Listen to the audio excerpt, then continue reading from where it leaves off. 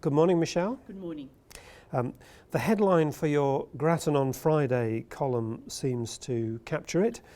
It says, Abbott's good government, in inverted commas, gets lost in another bad week. Trying to snatch defeat from the jaws of defeat is an interesting MO, and he's only had 4 working days. What do you say has gone badly for him this week? Well, I think a number of issues, particularly the submarines, the confusion over what sort of offer he made to a Liberal backbencher from South Australia in terms of the submarine contract and where it went. There seem to be different versions of that. The South Australians are very agitated, want the South Australian shipbuilding industry to get maximum benefit from this, and it does seem that the contract is likely to go to Japan, even with quite a lot of local work, maintenance and so on later. I think there were mixed economic messages in terms of whether the government was going to pursue its unpopular budget items from last year to preserve those savings, or try to, or whether it was really going to take a more retreatist line with the Senate. In Parliament, the Prime Minister went on the front foot, was macho, but it didn't always come off, and of course he made his reference to Labor bringing a holocaust on jobs in the defence industries, which was a particularly unfortunate thing, and he had to apologise for that. And finally, the attack, I think, on the Human Rights Commission over its Children in Detention report was not a wise strategy, either in substance or politically. And in addition, he was on Neil Mitchell, and he obviously took exception to being asked about his personal office and Peter Credlin.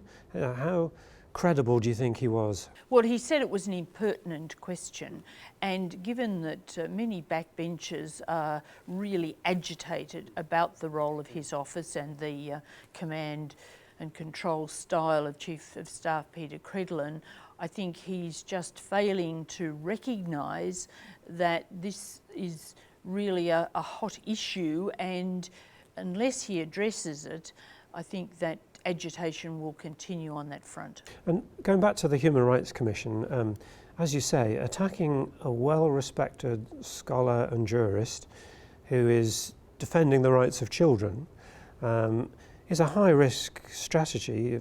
Admittedly, that report could have been written about the previous Labour government as well, but there's still children's rights at stake here. What do you think the lasting memory of that's going to be?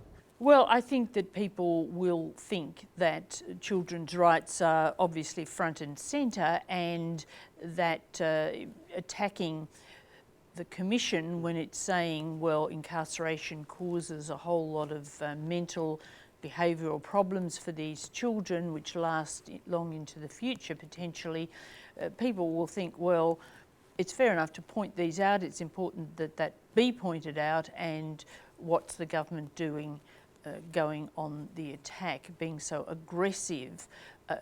It has been after the Commissioner Gillian Triggs for quite a while, and also this report should have been tabled late last year. It's delayed the tabling of the report so it can get the maximum number of children out of detention, and therefore the problem is less. Now, it is true, and it can make the case that the report could have been done when there were a lot more children in detention under Labor.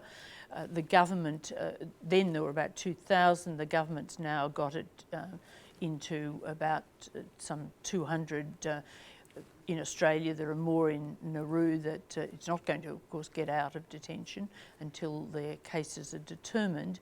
But the Australian ones, or the ones in Australia, they are getting them out as quickly as possible. So it has a reasonable story to tell on that front. But nevertheless, I think that the issue itself is a very important one, and it reflects badly, frankly, on both sides of politics that children have been locked up for so long. Well, are there any rays of sunshine? Interest rate cuts, for example, would you interpret that as a hopeful sign for the government? I think it's something that will be welcomed by those borrowing money, those with mortgages, those with businesses seeking and having loans. But on the other hand, of course, it's a sign of a weak economy. And we saw this week unemployment rise faster than expected. It went from 6.1 to 6.4%, and that's another indication that the economic problems the government will face this year are quite substantial. Well, Parliament's not sitting next week, but I'm sure there'll still be plenty to talk about next Friday. Thank you, Michelle. Everyone needs a rest. Thank you. Thanks, Stephen.